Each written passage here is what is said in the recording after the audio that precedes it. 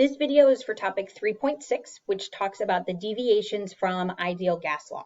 So the objective for this topic is to explain the relationship among non-ideal behaviors of gases, their interparticle forces, and or their volume.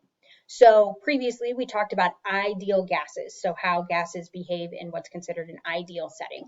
Now we're going to talk about behavior in non-ideal settings or non-ideal gases. So if we think about our ideal gas law, it works really well at standard temperature and pressure, room temperature. So our room temperature is going to be a little bit higher than standard temperature and pressure.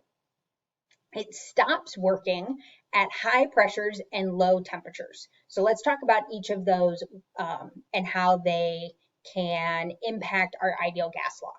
So at a really low temperature, our particles are moving very, very slowly. They're going to be, well, compared to normal gases. Okay, so we're talking about gases, they move fast no matter what. But at a low temperature, they're going to move a lot more slowly than they normally would.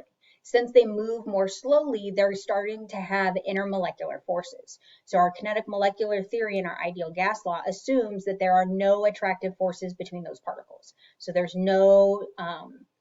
no dipole-dipole interactions, there are no hydrogen bonds, none of that exists when something's a gas.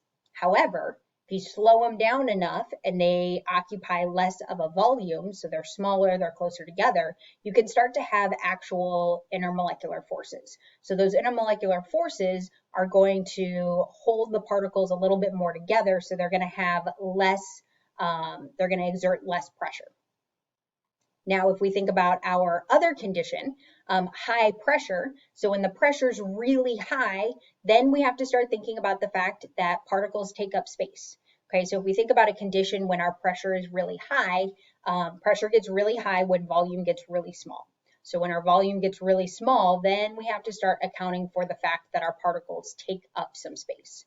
Okay, another instance in which pressure gets really high is when temperature gets really high. So if temperature is really high and they're moving really fast, then they're moving fast enough that their volume actually matters. And then finally, when particles collide, there is actually some energy transfer.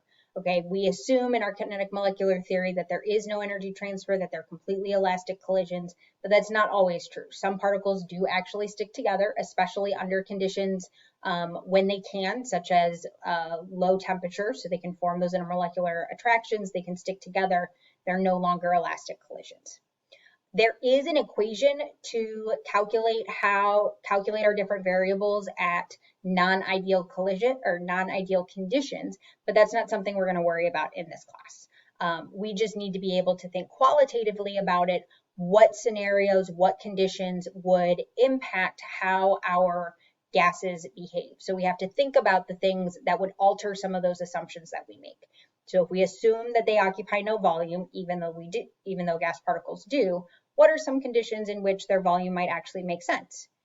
If we assume that they have no attractive forces, when might they actually start to have attractive forces? When might those have an effect on the overall pressure of the gas? So those are the types of conditions that we need to think about when we consider how a gas is going to deviate from ideal behavior.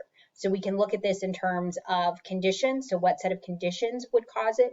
We can also think about it when comparing gases to each other. So if a gas is bigger, it's more likely that the volume is going to have an impact, so it's more likely that it's going to deviate from ideal gas behavior. So those are the things that we're going to consider.